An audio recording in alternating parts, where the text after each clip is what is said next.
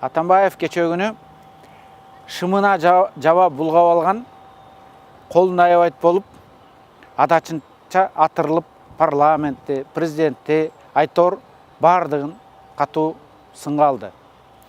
Мамлекетке керек болсо бүлүк салаарын, керек болсо провокация уюштуруп, массалык бир тополоң баштарындагы кыйыр түрдө кыйытып айтып кетти.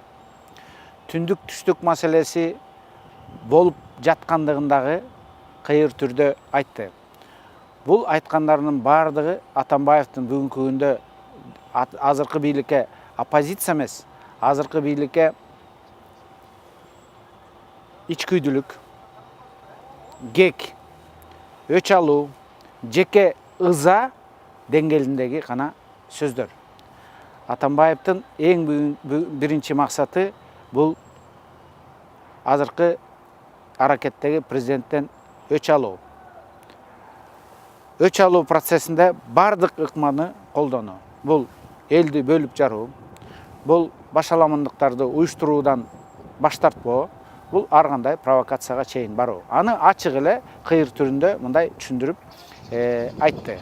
Мисалы үчүн жанагы милициялар бул президентти колдоп өз элин атпайт деген сөздүн төркүнү кечирип койгула, мен бул президентти алып келгениме, мен ал катамды оңдойм дегени, ошонун бардыгы ошол сөздүн төркүнү бар, ошого иштерге такалат. Эми айтканы боюнча Атамбаев 7 жыл мамлекеттик бийликтин эң жогорку тепкич кызматында турганда кландык башкарууну апайыне жеткирген.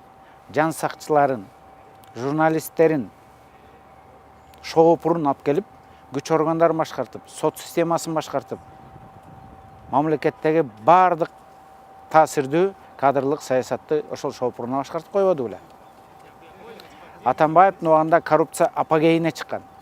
ТЭЦ, музей, ипподром, шаардын тегерегинде болуп аткан жер участоктор менен махинациялар, ошонун бардыгы Атамбаевдин айланасындагы адамдар жасалган. Баары азыр камакта турат.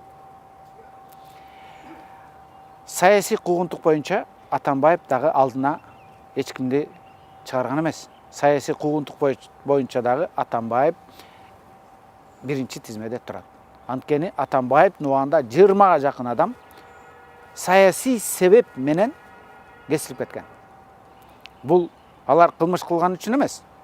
Атамбаевди сындап койгон үчүн, Атамбаевга кайчып пикир айткан үчүн, Атамбаевдин тегерегиндегилер ууру кылып аткан, аны токтот деп айткандыгы үчүн, кадр саясатындагы ашмалтай үчүн, шоопурун алып келип мамлекетти башкартып койгон үчүн, жан сакчыларын күч органдарына алып келип жетекчи кылып, билими жок адамдарды генерал кылгандыгы үчүн сындаган адамдарды алып барып, ар кандай шылтоо менен, коррупция шылтоосу менен, мамлекеттик чыккынчылык шылтоосу менен, ар кандай беренелер менен, жасалма иштер менен каматкан.